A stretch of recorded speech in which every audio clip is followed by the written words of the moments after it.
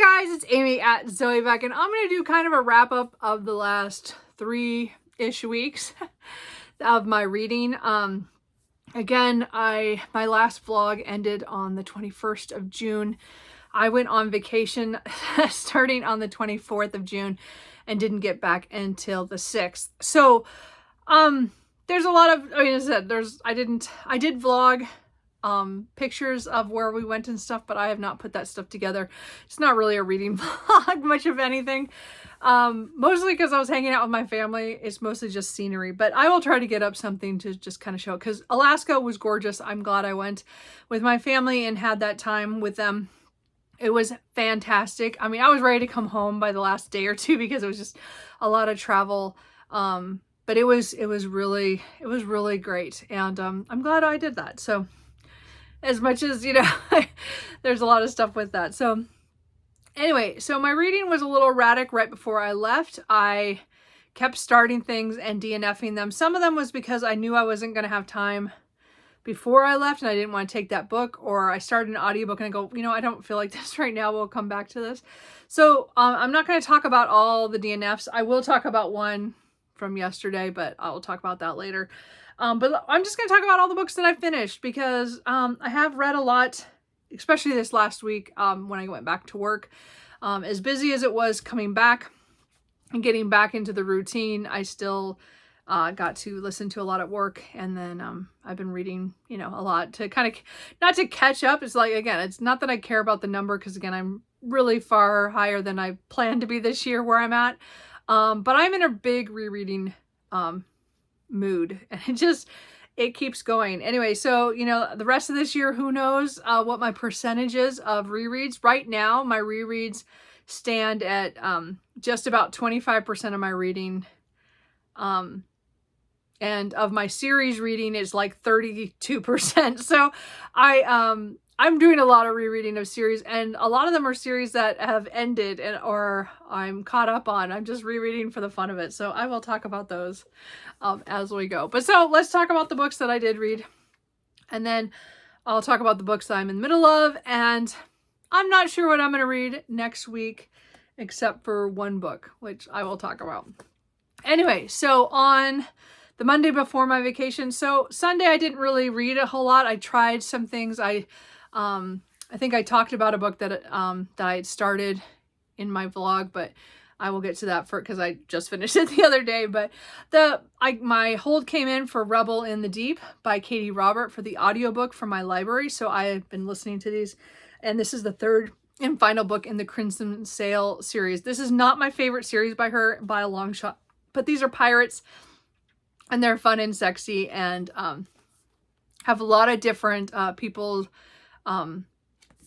how they express themselves and stuff, sexually and stuff. And I think it's just a great fun time. These are not perfect. These are not the best thing ever.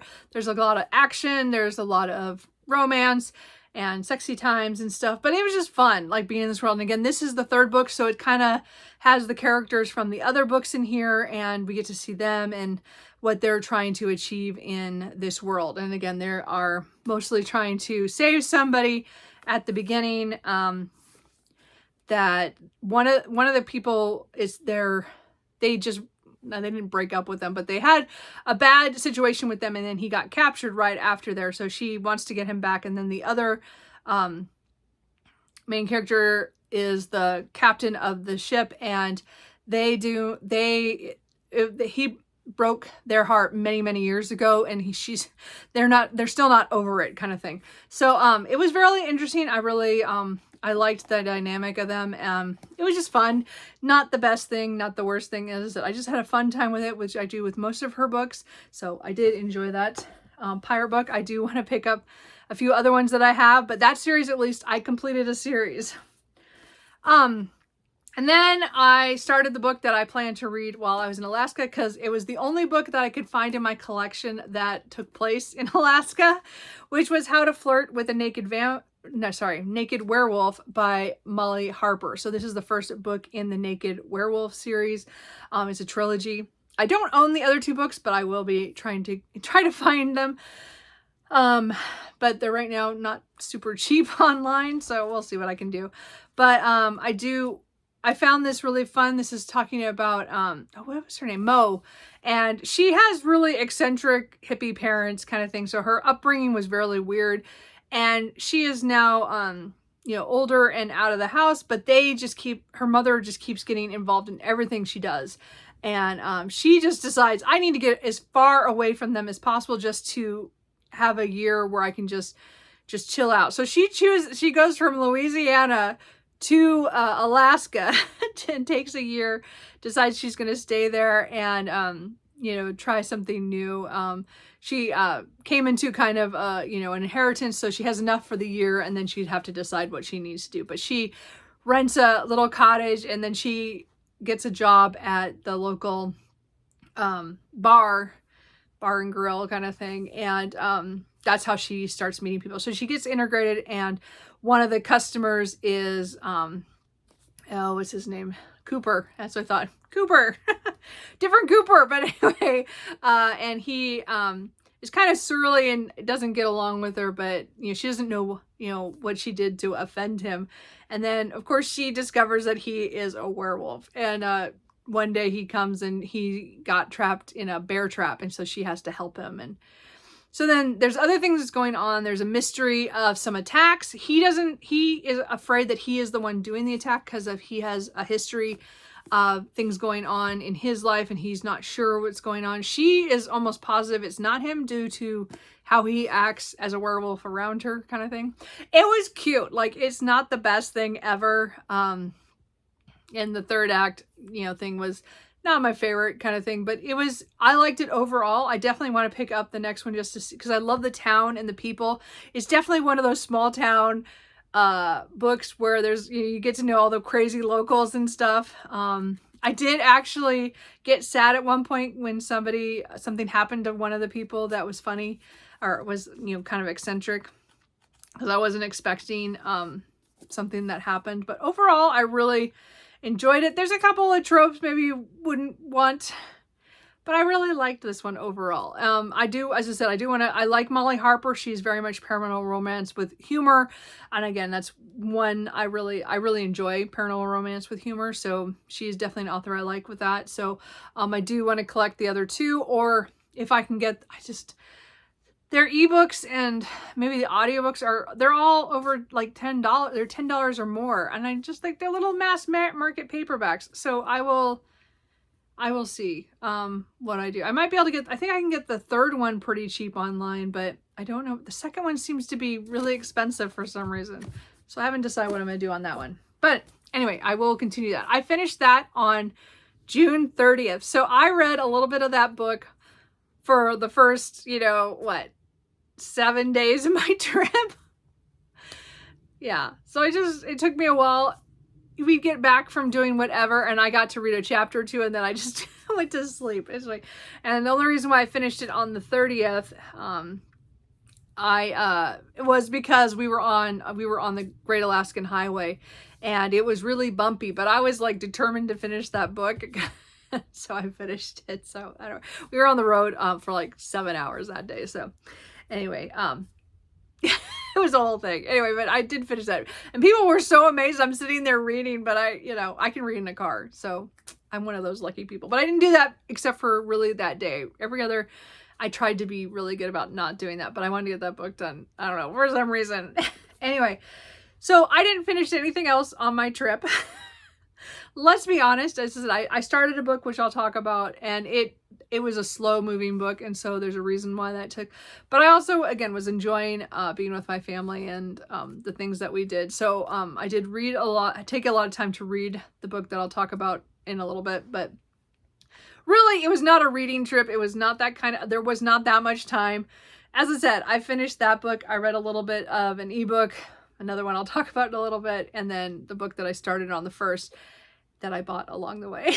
But, it's just one of those things where it was just not a reading trip. So anyway, so I made it through. So I did one day because of the Amazing Readathon, which I was taking part in, put on by Bree at Four Paws in a Book. I kind of, at the end of the month, like Anna said, I had some backup books that I kept to submit at the end, but there was a couple of roadblocks or detours. I don't remember which one it is, but two of them we had to read the first 50 pages of a book.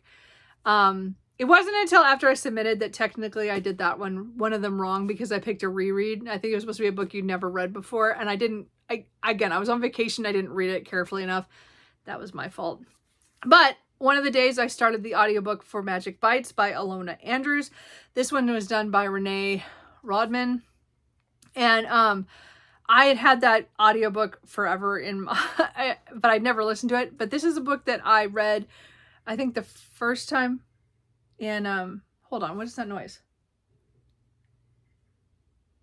Oh, it's just sorry, I could hear like some noise. It was from my dishwasher. Sorry. This one I read first in like 2011, I think. And then I didn't read it again until like, I think 2021, I think is when Tia at Genres and Journals and I read all the Alona Andrews books in a row. We started with Magic Bites. So I reread it then and really enjoyed coming back to the series. And again, so I've been thinking about it for the last couple months. It's been a couple years now since we read it, and I was just thinking about it for some reason. So I had the audiobook already in my Audible library. So I listened to the first 50 pages while on vacation. And then this was the audiobook I started when I went back to work on Tuesday. I was in the car on the 7th as well. I had errands and stuff to run before I went back to work. So, and appointments and stuff. So I did listen to a little bit starting then, and then I finished it at work. And I really enjoyed my reread of it. This is still a solid start to a series. It's still, you can tell it was their first book. You know, there's certain things about it, but really overall, it pulls you right in. This is a urban fantasy about Kate Daniels, who is a mercenary, and she gets her guardian is killed, and he works for the Order, and she comes in and says she wants to try to find his killer. And by her kind of taking on this role of trying to figure out this mystery, she is kind of plunged into some of the politics and the factions of the power in Atlanta, where this is a world where magic is coming back into the world. So the power fluctuates. So the magic will come up and magic spells and things will work. And then it'll go down and technology will rule. So it kind of goes back and forth between magic and technology. And it's really interesting how they have to think about transportation and how to do things when the magic is up or the magic is down. So it's really, really interesting for the world building.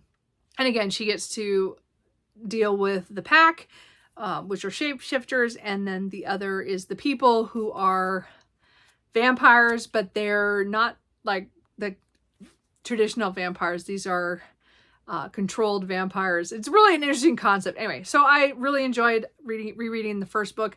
Again, I buy audio, but I did not enjoy the audiobook narrator. And so I was kind of a little concerned. I mean, I only owned the first one. I bought it, I don't even know how long ago. But I wanted to reread it, so I did. And I didn't like her.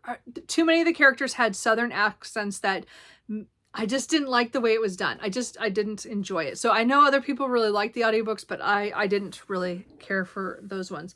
So I, of course, went right into Magic Burns by Alona Andrews, but I got the graphic audios from the library. Now, I have ranted about some of the graphic audios when I've tried them before. I don't like them because they're not word for word, and they're not. They're pretty much, they say that they're like a movie in your mind, and they are. They have a lot of sound effects. They have a cast audio, though, a cast of characters, so everybody, it's not the same voice, everybody has their own voice and stuff, and audiobook narrator, for those parts. And so it's kind of more acted out. Some of it's kind of cheesy. I still think that same thing with this, but I like the voices better in this one than I did in the original. So I have access to these on Libby, all of them for the whole series. So I probably will do the graphic audios for the whole series, except for one of the middle books, the Gunmetal Magic, which is still the same narrator that was on this first, the Renee Rodman. And it's going to cringe, but I'm going to probably do it. It just matters unless I want to read it physically. But Anyway, so I've started the reread of the Kate Daniels series. So I read Magic Burns, which I really, really enjoyed. As I said, the first 3 books are kind of not the best, but I think they do a lot of building of characters and relationships and stuff, and you get kind of into it. So I'm not going to go through these too much because obviously I went right on to book 3, which is Magic Strikes. And again, I did listen to the graphic audio on this one as well. And this is where, to me, the series really picks up on this book because, so many things happen in this book that are critical for the series. And so I really enjoyed this book. So, this one has a tournament, and it has some people really hurt badly, and feelings are starting to come out of some of them. I just love this. Anyway, that was a really great reread as well. So I did read a couple of those in a row. I did put in my first of my Jane Austen July books because I hadn't started Jane Austen July because of my vacation, but I did start with my favorite Pride and Prejudice by Jane Austen. This is my favorite book of all time. So, I was going to reread it for Jane Austen July. I like the audiobook I have from Rosamund Pike. So I listened to that partially on one day and then finished it up the next day. Oh, it was just so good. I will be rewatching the 1995 BBC miniseries, and then I will also probably watch the 2005 Keira Knightley version at some point this month. This weekend I didn't really feel like it, but it could be next weekend. Or during the week I pick those up, but I will watch them because I always do. I adore Pride and Prejudice. I don't want to talk too much about it because, again, you either love it or you don't. And I am definitely of the camp that there is so much humor in here, and there's so much real life and situations that is just so compelling how she puts the story together. And I just love these characters and stuff. As I said, it's my favorite book. So I will take every opportunity to reread it. As you know, I'm a rereader, so I did reread that book, and it was great. So it was my first book in Jane Austen July. Again, that is put on by Katie at Books and Things, Marissa at Blatantly Bookish, and Claudia at Spinster's Library. So that's all of July. All you have to do is read something Jane Austen-ish, and it counts. And then I did finish my reading of Travels in Alaska by John Muir. So this is a book I bought on the trip. I bought it while I was in Alaska at Denali, actually, at the Denali State Park. And I bought, because I wanted to read something about Alaska, and I only had the one werewolf book that was Alaska. So this is a travel memoir by John Muir. He is more known for his work at Yosemite and a lot of his stuff that he did there in the Sierra Society, I think is how it is. I don't remember the name of the club or thing that he worked with. He was very a naturalist, and he traveled a lot to see natural things. And so he went to Alaska a few times. This talks about two major trips, and then one we didn't get all of it. He passed away before he could finish writing his notes out and into this book. So I would say the first half was the most interesting because that was his first trip to Alaska and near Glacier Bay and a lot of those things. This is from that first trip was 1879, I think. Yeah, 1879. So you have to look at, it's a time period where it was not as easy to travel. We didn't know a whole lot about that area as much. And, he has different views on people, or on the people that live there, as well as the missionaries coming in. And you have to take that kind of with the time period and with him. But his descriptions of nature, and especially Glacier Bay, was just phenomenal because I read that chapter right after we had been to Glacier Bay, like the next day or the day after. It might have been the day after. But it was like I sat on the ship looking out at, the inner passage as we were going back to civilization, and it was just like, it was so gorgeous to read about the glaciers that we just saw a whole bunch of it, and how different the area was from 1879 to 1880 when he went back. And then he went back was that what it was? It was one of those two. or was it 18? I can't remember which year was the first one he went. But then he went back 10 years later in 1890, and it had completely changed. And it was just, yeah, I think it was Is that right? Okay, so it was the 1880 trip he got to Glacier Bay, and then he went back 10 years later, and it had changed so much because the glaciers were melting, and it was just changing. It was just so interesting because I also have a map from that time when we went to we went to Glacier Bay. They gave us maps because we were on a cruise, and they dropped us for, you know, us the historical stuff, and it showed how his map was different from what it looks like now. It was really interesting. Anyway, there's a few pictures in here, not too many, but I really, really enjoyed this book. I did get this really cute little bookmark when I was there too at Denali. This is advice from a Pika, and it says, be alert, voice your opinions, appreciate the small things in life, save for the future. Sometimes we have to squeak by. Spend time in the mountains, catch a few winks. I just thought that was so cute. Anyway, my dad got the one with the sled dogs, so I couldn't be the same as him. Anyway, because we did a lot of stuff with that too. Anyway, but anyway, this was really good. It was really a slow read. Like, I could only read so much. Sometimes it would put me to sleep. Like, I didn't read very much. It did take me, as I said, I finished it, I think Thursday this week. So it took me, I think 11 days to finish this. Except that it was so good. Like, it's hard to explain. Again, you have to like nature writing, and you have to, again, you have to look at it from the time period it was written.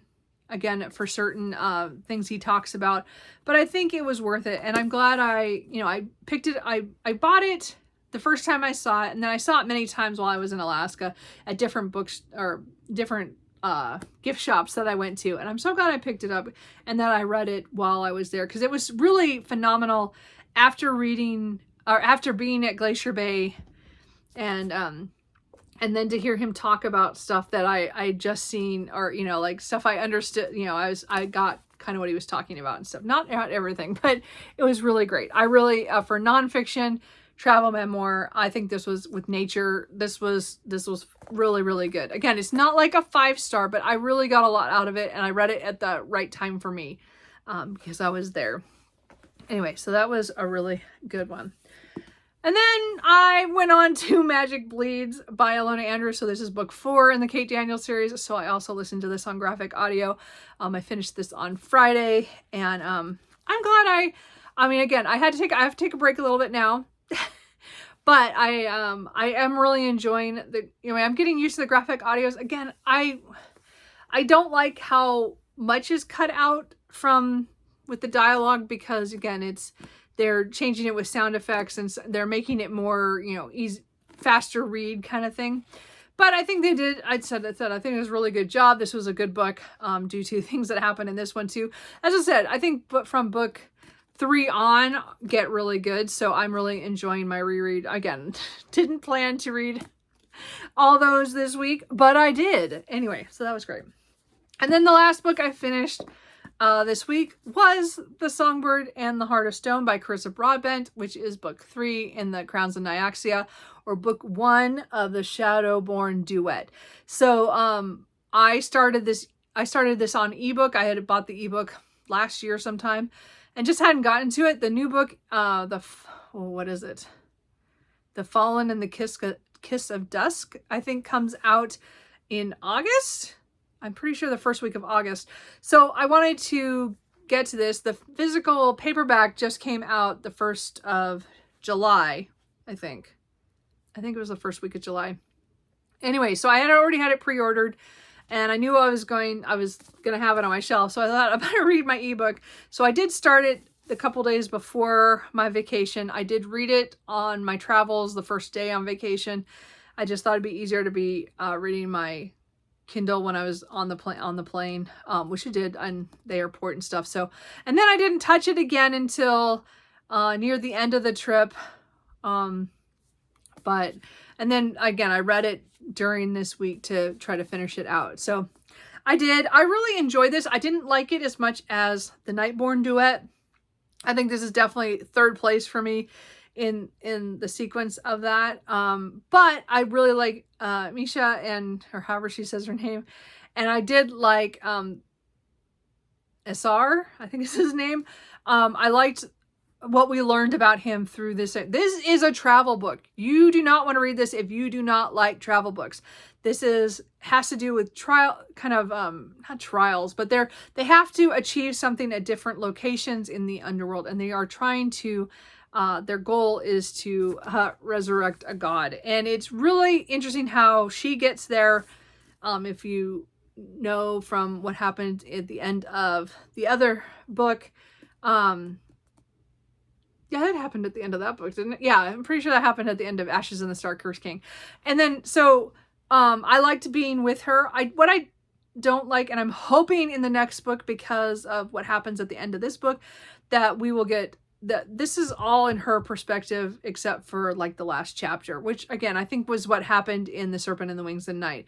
So I'm really hoping that this will follow what the Ashes and the Star-Cursed King, and we get a dual perspective in the next book. I will find out in a couple weeks, because I already pre-ordered the ebook. Because again, I don't want the hardbacks. I'm going to wait for a paperback, but I will continue this, and I do hope to read the ebook soonish after it comes out, because I did just read this. And again, there's so much stuff about this that I liked.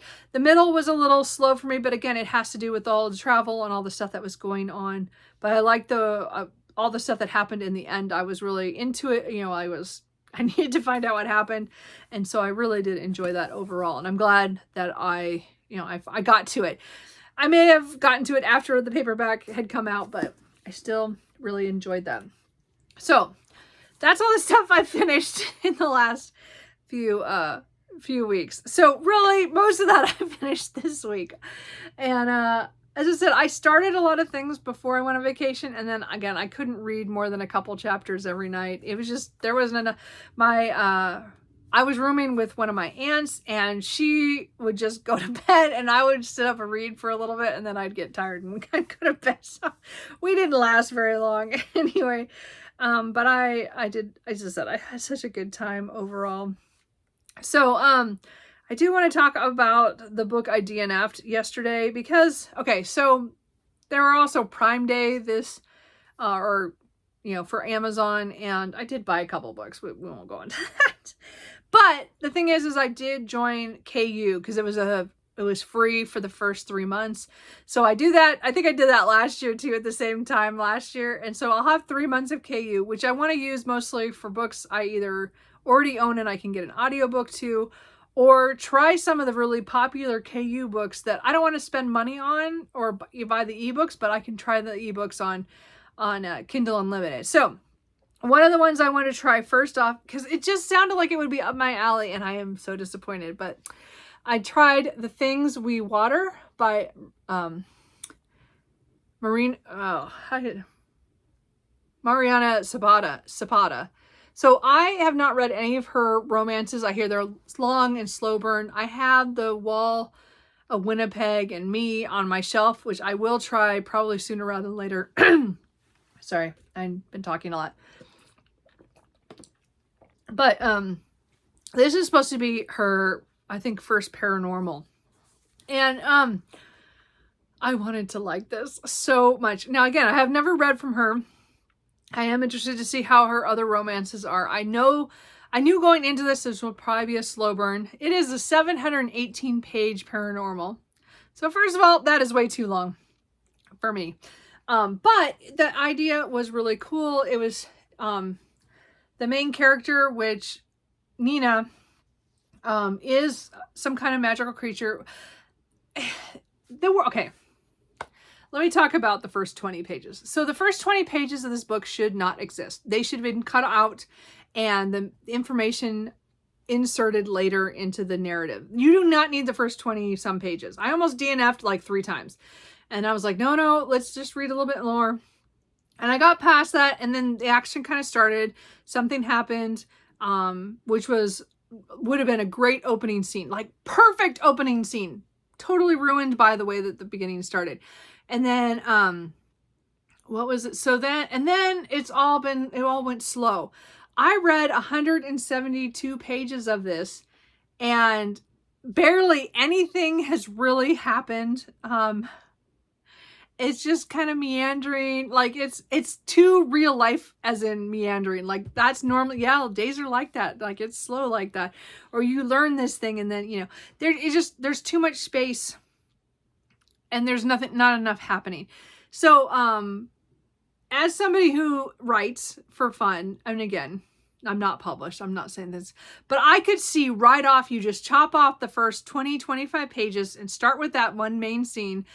And you didn't need that beginning at all. All that information could easily have been dropped in later. Of the 172 pages, I would say that should be half. There was no reason for where we were in the story to be 172 pages into that book. That made no sense whatsoever to me. It was just slow. And again, I understand the slow burn of the romance is like, that totally made sense. Like we're nowhere near where we should be with their like them knowing, because it's only been, you know, a little bit of time, but it's just moving too slow, and there's not enough external issues or reasons for what she's doing. So Nina had found a few years before, she found or was given a magical creature to take care of, and there's a whole thing about that. So she has some magic, but we don't really know a lot about what she can do, because she's only dropped us a few hints. It's all from her POV, which I think is another mistake. It's first person, so that should be, to me, in my head, more paranormal, more urban fantasy and snappier. Okay, for it to be more paranormal, it's too slow. Anyway, and in first person, I don't like the perspective. So anyway, so we're in her head, and again, so she's had a couple of years. And some changes have now started with this magical creature. He's really cute. He looks like a little like hound dog kind of thing. And suddenly his eyes have gone red and he has kind of a flame at the end of his tail. So she has now had a couple instances where somebody has tried to take him, she calls him Duncan, away from her. And so she is looking for a place to retreat to let him grow and, you know, be safe. And so there's this ranch in Colorado that she knows from her best friend, where he had gone when he was a kid due to circumstances, but he hasn't been back because he did not want to live out in the middle of nowhere. Anyway, so they go to take her there, and then there's all these reasons for it and things that she has to do. There's a potential for a marriage that she has to do to incorporate herself, but she's on a trial period. But the problem is that everything that I just like, and again, there was a little incident, which I think still would have been perfect for the first chapter. All this other stuff could have been combined, like, whew, like into a couple of chapters. This is just so blown out. It is like, I wanted to like this because the writing isn't bad. It's just world building. It's everything's extraneous. There's too much stuff in there that you don't even need to know that. Like, that's just ridiculous. Like, no, it was just too much. Like it's like she put this up, but didn't edit it like much beyond punctuation and stuff. Like to me, that felt like a really newbie thing to do, is that you just put everything that you've written on this out there, when really, the beginning, if she just, as I said, took out the first chapter for sure. Maybe, I don't remember if it was the second chapter where it started, but where it got good, but it was like, oh my gosh, you could have done so much else with this. And then, as I said, it's too much everyday mundane stuff, but there's no overarching, like, what's the big issue?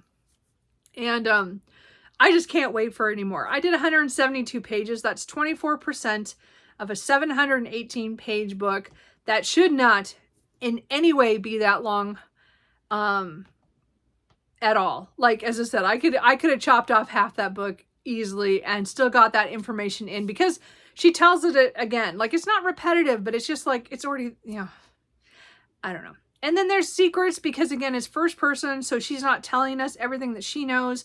And that has never been my favorite trope in an urban fantasy first person. I like it when the character is pretty honest in the storytelling and tells it what they know at that time. Like, I am not one of those people who, I don't like that, well, I have this secret, but I don't want to talk about it. Well, she doesn't even talk about it to herself. Like, that doesn't make any sense to me. Like, to me, that's never, again, that's my own personal opinion on first person urban fantasy. I liked it more when a character is honest, like saying, I have secrets and I can't talk about them, but it's like, it's not, I don't know, the way she did it just didn't jive with me, because more than all I'm thinking about is those, well, what about that? Okay, I'm 172 pages and I still don't know about certain things. I'm like, that doesn't make sense. We didn't even get like pictures of the attack of the two instances where they tried to take the supernatural creature from her. And we don't even get that, but we get all this other stuff that's like so extraneous that we don't need to know that. Anyway, okay, my rant is over now. Anyway, so I DNF'd this book. I'm glad I didn't spend any money. I'm glad I did it on KU and I don't have to read any more of it. I will try The Wall of Winnipeg, and me only because I already own it on my bookshelf. But we'll see, because again, that's just romance and I know it's slow burn, so I'm not worried about that. If it does the same kind of thing where really there's no plot issue, like it's just kind of meandering for no good reason, it might just not be an author for me. Anyway, so that was my one major DNF. Again, I said I DNF'd a couple books right before vacation, but there are more books that I just didn't have time to get to, so that's a different kind of thing. So the next book I'm reading for Jane Austen July is The Genius of Jane Austen by Paula Byrne. I read the real Jane Austen a couple years ago, or last year. I think it was a couple years ago. Anyway, so this is one I got used last year that I didn't get to. But this is talking about her in Hollywood and plays and her views on it from what you see in her books, as well as what we know from her letters, what she did, what she liked, and looking at her writing and how her writing is very much really good for being adapted, because she sees the scene as like in a play and stuff. And I've only read the introduction, so I didn't get very far. So I'm hoping to read, I don't think I can read a chapter a day, but I'm going to try to get it done by the end of the month. But if I don't, I don't. I have to read it physically. There is no audiobook. So I will be chipping away at this during the month. But it's not a priority. It's just more of another Jane Austen nonfiction that I haven't read yet that I heard really good things about. So I do want to read this. So I am doing that. My audiobook that I started on Friday was another reread. I sat there at work after I finished Magic Bleeds, and I'm like, what do I want to listen to? I didn't want to read Magic Slays yet, which I probably will pretty soon, but that's book 5 in the Kate Daniels series, so I will probably get to that one. I already have it on my Libby app waiting for me, but I'm like, I feel like something else. I thought about like starting a new book. I almost picked up a couple that I have books on my shelf that I have the audiobooks for, or I had a couple out from Libby. But I decided I wanted to restart the House Witch series by Delham Hawk. So I read these a couple of years ago, and then I finished the last that she had out last year with The Burning Witch. So there's The House Witch, was 1, 2, and 3, and then there's a middle book of Princess of Potential, and then there's 3 books in the Burning Witch series. So I had completed up to there. The Ether Witch, the first book called The Casting Call, came out in ebook in May, but my copy, I can't read it. Like, it is formatted the most horrific way ever. I just got the audiobook for that because it was on sale, but my physical copy isn't going to come until August. I think I have it pre-ordered in August. So I really should just wait and read the new one. But no, my brain went, it's been a few years since I read The House Witch. I really want to reread it. So I don't know if I'm going to read all the books in the house, all 3 of the House Witch books and the Princess Potential. I don't think I'm going to reread The Burning Witch yet, but we'll see what happens when I get there. This is just going to be our rereading year. That's all I'm going to tell you.